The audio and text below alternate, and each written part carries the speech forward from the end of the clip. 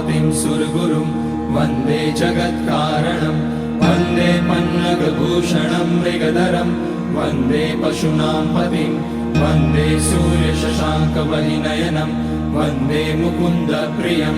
वन्दे भक्तजनाश्रयं च वरदं वन्दे शिवं शङ्करम्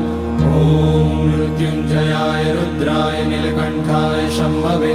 अमृतेशाय शर्वाय महादेवाय ते नमः। नमस्तेऽस्तु भगवन् विश्वेश्वराय महादेवाय त्र्यम्बकाय त्रिपुरान्तकाय त्रिकाग्निकालाय कालाग्निरुद्राय नीलकण्ठाय मृत्युञ्जयाय सर्वेश्वराय सदाशिवाय श्रीमान् महादेवाय नमः। ॐ नमः शम्भवाय च मयोभवाय च नमः शङ्कराय च मयस्कराय च नमः शिवाय च शिवतराय च ॐ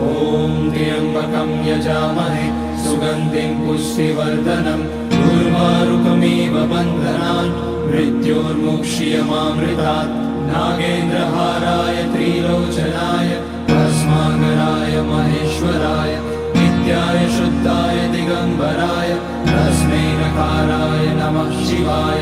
मन्दाकिनी सलिलचन्दनचर्चिताय नन्दीश्वर प्रमथनाथ महेश्वराय मन्दार पुष्य बहुपुष्य सुपूजिताय तस्मै मकाराय नमः शिवाय शिवाय गौरी वदनाब्जवृन्द सूर्याय दक्षाध्वरनाशकाय श्रीनीलकण्ठाय वृषध्वजाय तस्मै शिकाराय नमः शिवाय।